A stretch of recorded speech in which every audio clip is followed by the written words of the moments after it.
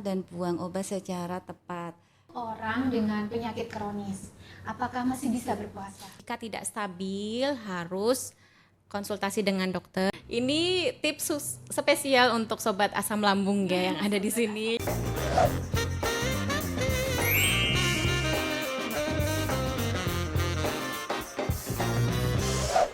Halo Sobat Sehat, ketemu lagi dengan saya Ayu dalam podcast Kata Netizen. Kabar kesehatan, netral, informatif, jelas, terkini.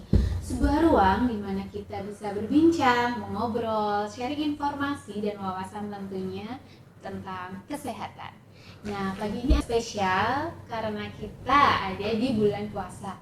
Bulan penuh berkah, jadi buat Sobat Sehat dimanapun berada, semoga dilancarkan puasanya. Kita akan bahas tentang apoteker AOC atau Agent of Change dan tips minum obat saat berpuasa.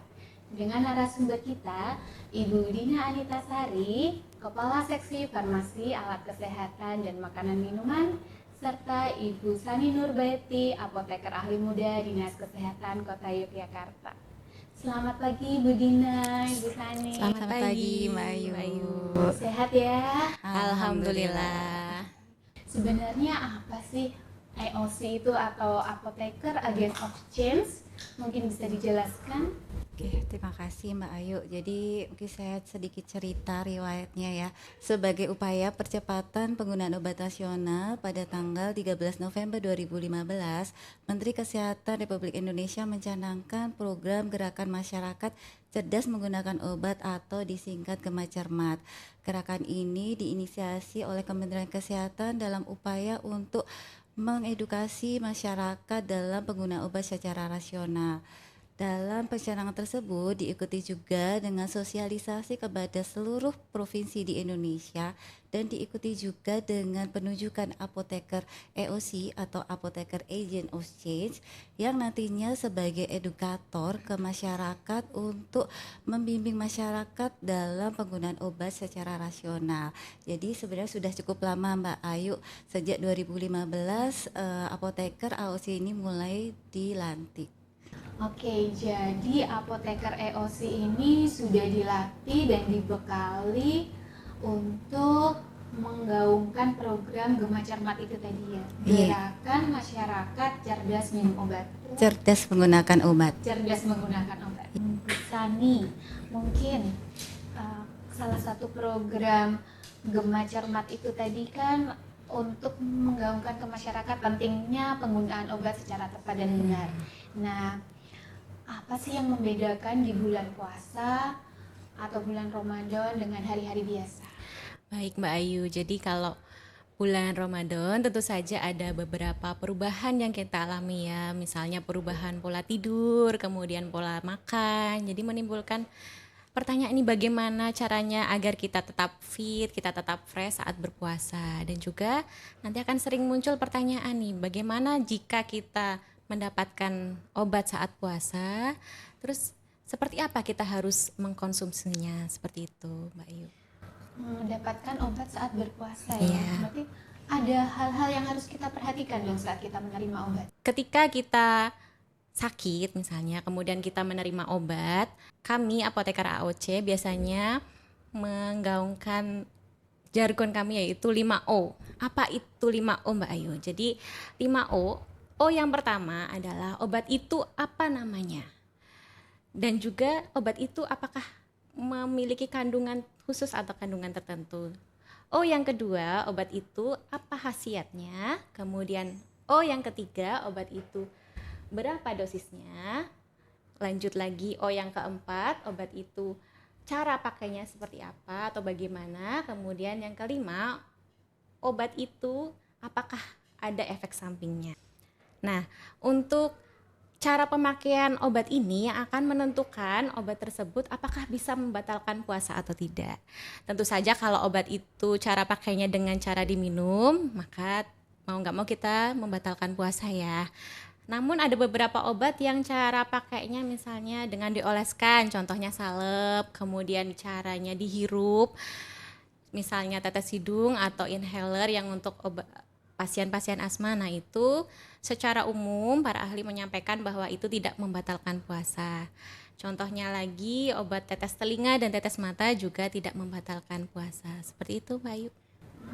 Oke, nah ada nggak sih tips-tips bagaimana kita minum obat yang baik, yang tepat, yang benar saat kita berpuasa?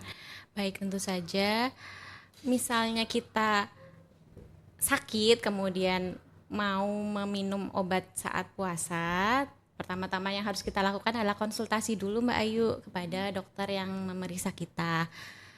Nah, dokter di sini nanti akan bila perlu akan melaksanakan penyesuaian dosis atau penyesuaian cara minum obat yang kita terima. Nah, namun secara umum obat-obat yang dikonsumsi yang misalnya kita sudah tahu ya cara minumnya itu 1 kali sehari, bisa kita minum yang pertama itu saat berbuka puasa atau saat makan sahur, tapi dengan catatan pada waktu atau jam-jam yang sama ya Mbak Ayu. Jadi misalnya hari ini minumnya saat berbuka puasa, ya besok juga saat berbuka puasa. Itu catatan untuk obat yang diminum 1 kali sehari. Nah kemudian kalau obatnya itu minumnya sehari 2 kali bagaimana? Ini agak lebih mudah ya, karena kita kan makan sehari 2 kali. Nah kita makan sehari 2 kali, jadi tinggal menyesuaikan saja kita di saat sahur dan juga saat berbuka puasa. Nah yang agak challenging adalah misalnya obatnya itu minumnya 3 kali sehari. Nah karena kita makan hanya sehari 2 kali ya. Nah bagaimana caranya? Sebetulnya masih bisa diatasi dengan misalnya 1 kali saat berbuka, kemudian 1 kali saat makan sahur, kemudian yang di tengah-tengah itu saat mau tidur kurang lebih jam 10 atau jam 11 malam. Hanya saja hal itu tidak bisa diterapkan di semua obat ya Mbak Ayu. Jadi ada misalnya beberapa antibiotik yang dia harus minumnya 3 kali sehari. Nah hanya saja kan kalau antibiotik itu ada rentang waktu yang ditentukan ya. Jadi kalau 3 kali sehari itu setiap 8 jam. Nah kalau kita berpuasa kan agak sulit ya. Jadi perlu kita tanyakan dulu ke yang memeriksa kita. Jadi ke Pak dokter atau Bu dokter yang memeriksa kita, apakah kita harus tetap menerima antibiotik yang 3 kali sehari atau bahkan 4 kali sehari itu, atau mau disesuaikan obatnya dengan obat yang lain dengan cara minum yang lebih sederhana. Jadi lebih ke berapa kali kita minum obat, pembagian waktunya, dan Betul. tentunya dengan konsultasi dokter terlebih. Iya, betul sekali. Oke baik, kembali ke Bu Dina tadi. Kalau untuk EOC tadi Bu Dina, apoteker EOC sampai saat ini bagaimana perkembangannya khususnya di Kota Yogyakarta? Oke, baik Mbak Ayu. Jadi sejak tahun 2018 di Kota Yogyakarta itu telah dilantik sebanyak 40 peserta apoteker EOC, melibatkan dari apoteker di instansi pemerintah, di puskesmas, kemudian di instansi swasta, bisa dari rumah sakit, klinik, ataupun juga apotek. Dan kemudian pada tahun 2019 dilantik kembali sebanyak 47 peserta AOC, meliputi dari instansi pemerintah dan swasta juga, sehingga total dari apoteker AOC di Kota Yogyakarta adalah 87 apoteker. Namun karena ada perpindahan ketugasan, total apoteker AOC di wilayah Kota Yogyakarta pada saat ini sekitar 50 peserta saja. Jadi dimulai dari Tahun 2018, hingga saat ini sudah ada 50 apoteker AOC. sekitar 50 yang masih aktif di wilayah Kota Yogyakarta. Terus setelah mereka dilantik ini, apa saja sih peran dan kegiatan-kegiatan apoteker EOS ini? Ya baik, sebenarnya banyak ya kegiatan yang sudah dilakukan, meliputi edukasi ke masyarakat. Mereka melakukan edukasi sebenarnya di fasilitas kesehatan yang mereka aktif di situ, itu secara rutin sudah dilakukan. Misalnya teman-teman puskesmas secara rutin juga sudah melakukan edukasi kepada pasien di puskesmasnya. Kemudian apoteker yang bekerja di rumah sakit dan klinik apotek itu juga secara rutin pasti juga sudah melakukan edukasi ya kepada pasien yang datang ke fasilitas kesehatan. Nah, namun kami pun juga sudah pernah melakukan kolaborasi lintas program dan lintas sektor, bekerja sama juga dengan di bidang pendidikan. Dulu kami pernah melakukan edukasi di sekolah dasar kepada anak-anak SD terkait pengenalan secara umum obat kepada anak-anak SD, sehingga mereka memiliki pengetahuan yang dasar terkait obat, bagaimana obat itu bukan dianggap sebagai permen ya, karena jangan sampai anak-anak SD itu menganggap obat itu sebagai permen sehingga gampang diminum, kemudian tidak sesuai dengan takaran dan sebagainya. Ini pengenalan dasar yang dulu pernah kami lakukan di tingkat sekolahan. Nah, yang terbaru di tahun 2025, Dinas Kesehatan berkolaborasi dengan Dinas Perdagangan melakukan edukasi ke 4 pasar di wilayah Kota Yogyakarta, meliputi Pasar Prawiro Taman, Pasar Beringharjo, Pasar Sentul, dan Pasar Ngasem. Nah, di situ yang dilakukan edukasi ada pedagang pasar. Kemudian materi apa saja sih yang diberikan oleh apoteker AOC itu adalah meliputi penggolongan obat, sehingga pedagang pasar itu bisa memahami simbol-simbol yang ada di kemasan obat ya, kan penggolongan obat itu biasanya diidentifikasi dari logo yang ada di kemasannya, yang logo merah, logo biru, dan logo hijau. Kemudian selain penggolongan obat dilakukan juga edukasi terkait dagu sibu. Dagu sibu itu singkatan dari dapatkan, gunakan, simpan, dan buang obat secara tepat. Ya, kemudian yang terakhir adalah pencegahan resistensi antibiotik. Jadi pedagang pasar dilakukan edukasi agar ketika minum antibiotik itu harus habis dan tidak dilakukan pemberian kepada orang lain tanpa resep dari dokter yang memang dikhususkan untuk pasien tersebut. Kemudian selain secara offline kami melakukan penyuluhan, teman-teman apoteker AOC ini juga aktif juga di media sosialnya masing-masing untuk memberikan edukasi kepada masyarakat secara umum yang lebih luas terkait penggunaan obat secara tepat. Jadi sebenarnya sudah cukup banyak ya Mbak Ayu yang sudah dilakukan oleh teman-teman apoteker AOC ini. Harapan dari terselenggara edukasi tersebut bisa mempraktekannya di kehidupan sehari-hari dan juga bisa menginformasikan kepada rekan-rekan yang lainnya sehingga semakin banyak lini masyarakat yang terpapar penggunaan obat secara rasional. Oke, menarik sekali ya Sobat Sehat. Jadi sudah dilakukan edukasi ke institusi pendidikan, juga ke pedagang pasar ya Ibu Dina, betul ya? Iya, benar sekali. Dan tadi saya satu garis bawahi tentang singkatan yang baru ini buat saya, pertama tentang dagu sibu, dapatkan, gunakan, simpan, dan buang obat secara tepat. Iya, benar. Oke, betul. Nah, kembali lagi kita ke Bu Sani. Bu Sani, untuk orang dengan penyakit kronis, apakah masih bisa berpuasa? Bisa Mbak Ayu. Jadi tentu saja dengan catatan pentingnya adalah dokter menyatakan bahwa kondisi pasien ini sudah stabil untuk berpuasa, jadi bisa diteruskan minum obatnya. Misalnya kalau penyakit kronis yang paling sering kita dengar pastinya adalah diabetes ya yang pertama. Jadi kalau diabetes tanpa komplikasi atau penyakit-penyakit penyerta itu bisa tetap berpuasa dengan catatan yang tadi ya, gula darahnya stabil. Namun jika memang sering terjadi penyulit atau komplikasi, boleh untuk tidak berpuasa. Itu yang pertama. Kemudian untuk penyakit kronis yang kedua yang biasanya kita dengar tentu saja adalah hipertensi atau tensi tinggi ya, tekanan darah tinggi, itu juga tetap bisa berpuasa. Malah justru kalau berpuasa seringnya malah lebih sehat Bu, karena juga minum obatnya akan lebih teratur dan obat hipertensi juga lebih sederhana ya, minum obatnya saat pagi, saat makan sahur atau pas buka puasa saja, seperti itu Mbak.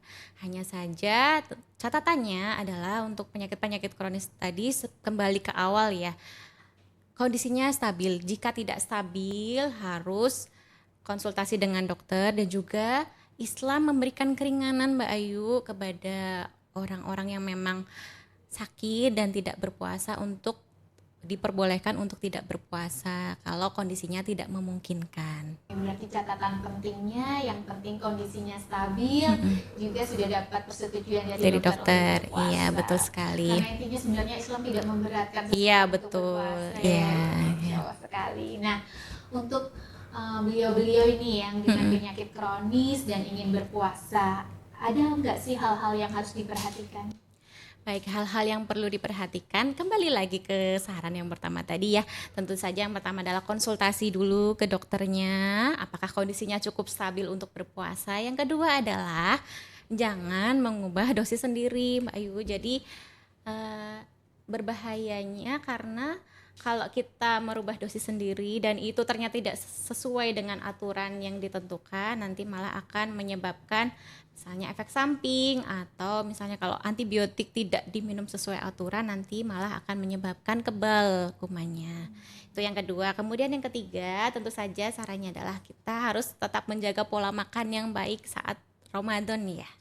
Oke, jadi kalau boleh saya rangkum ada 3 ya. Yang pertama konsultasi ke dokter, yang kedua jangan ubah dosis obat sendiri, yang ketiga adalah pola makan yang sehat, tentunya pola makan dan minum yang tepat, seperti itu. Iya Mbak Ayu, jadi selain ke dokter, teman-teman juga bisa berkonsultasi kepada apoteker-apoteker yang terdekat, terutama untuk obat-obat yang bisa dikonsumsi sendiri ya, tanpa harus menggunakan resep. Itu juga bisa berkonsultasi dengan apoteker, baik di apotik, rumah sakit, ataupun puskesmas. Oke, jadi dapatkan obatnya di apotik agar bertemu apoteker. Iya, betul sekali. Oke, baik Bu Sani. Nah, terus karena kita di bulan puasa ini, jadi kan dikatakan kalau puasa itu membawa berkah karena pencernaan kita jadi beristirahat, pola makan jadi lebih teratur, minum obat juga sesuai jamnya, lebih teratur. Nah, karena jam makan berubah ini, kita harus apa selama berpuasa? Baik, jadi karena nantinya saat kita berpuasa itu lambung kita akan kosong ya, kurang lebih 12 sampai 13 jam bahkan 14 jam. Yang paling menjadi dasar atau pondasi kita adalah saat makan sahur, Mbak Ayu. Jadi kita usahakan saat makan sahur kita hindari dulu makanan-makanan yang pedas atau terlalu asam. Kemudian juga kopinya dikurangi, Mbak Ayu. Jadi anak-anak zaman sekarang ya sepertinya tidak bisa lepas dari kopi, termasuk kita-kita ini di sini. Jadi kopinya bisa dikurangi terlebih dahulu. Kemudian yang ketiga juga kita minum air putih yang banyak untuk memenuhi kebutuhan cairan. Jadi lebih ke permasalahan kesehatan umum ya. Iya, betul sekali ya. Jangan terlalu asam, jangan terlalu pedas, banyak air putih seperti itu. Oke, baik. Nah, kalau sudah mah, baiklah. Obatnya baik.